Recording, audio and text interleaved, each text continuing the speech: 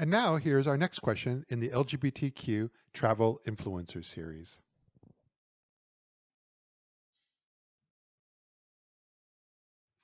Are you doing things differently?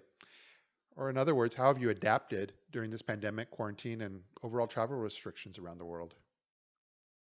You know as soon as everything shut down, I made it a goal to stay in communication with every destination I work with or I'm in contact with. Yeah. Not asking for trips, not arranging trips, just staying in contact in some way, whether it's sharing content, sharing information. I just did a webinar last week on attracting LGBT travelers, and I had 25 different destinations on the call. And it wasn't your New Yorks or LAs, it was your smaller cities, your mid-sized cities. And that's exactly who my target is. It was wonderful. And, I don't know how I got in touch with these people, but I've been in touch with people from Finland and from England and from all like just way outside the US Canadian spectrum that I'd never reached out to before. Somehow they found me or I found them. And now That we're just in sucks. constant I'll tell you Yeah. that. As far as an influencer goes, it's no one's traveling, Yeah. and even the places that are traveling aren't necessarily accepting American visitors. Yeah. There are a few that are, like Croatia or Malta, but because of the United States' rather schizophrenic approach to treating this virus, we're not too popular at the moment.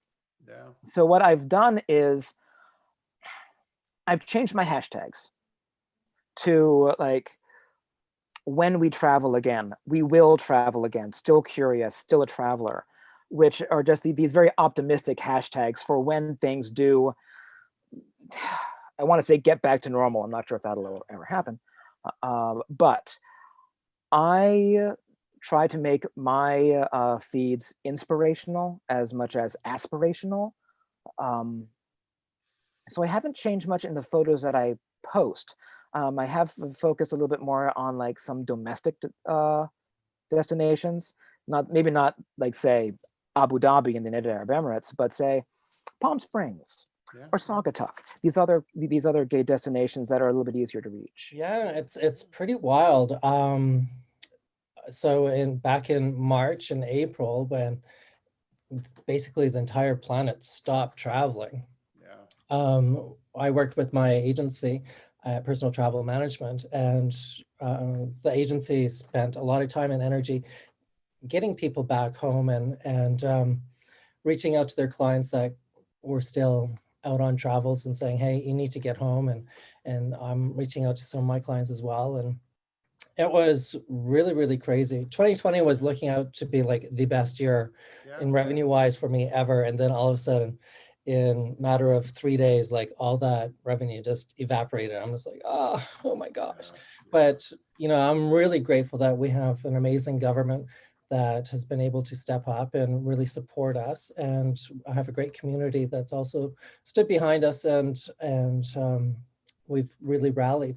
But I think the hardest part of the whole COVID era right now is probably the mental health for a lot of people where, we're a very social creature, and especially the LGBTQ community.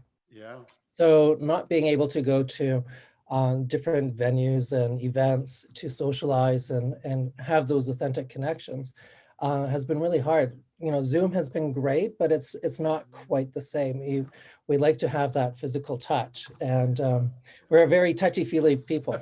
So what I've been doing is I've been working with a lot of my suppliers, getting caught up on a lot of the educational tools and grabbing a lot of that inspirational messaging and putting it out there just to keep people dreaming. And my team at Personal Travel Management, they've just created this brand new game that's, I think, is going to be the hottest game in 2020, and I can hardly wait to share it with the world in another couple of weeks. So pretty much in every way, right?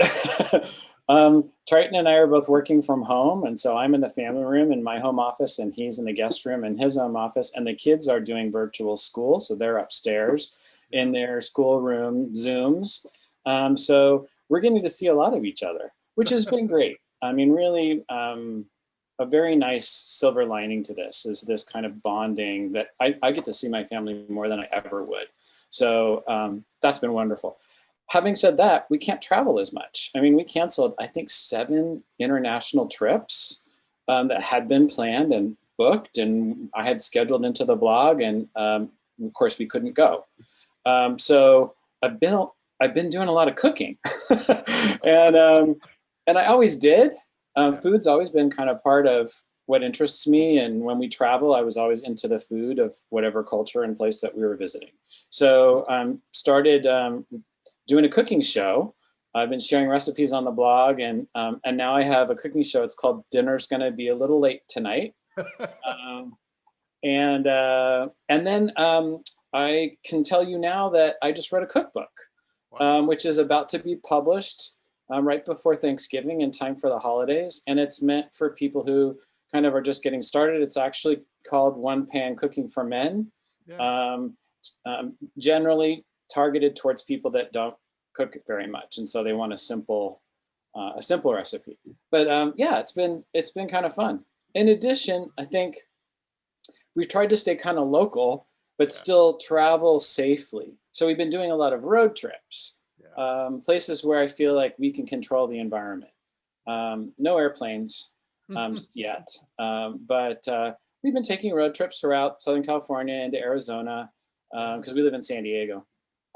So just doing a very careful research as to the hotel and the environment, or the Airbnb, wherever we're staying, and then places that we can safely take our family to visit in that location where we feel comfortable.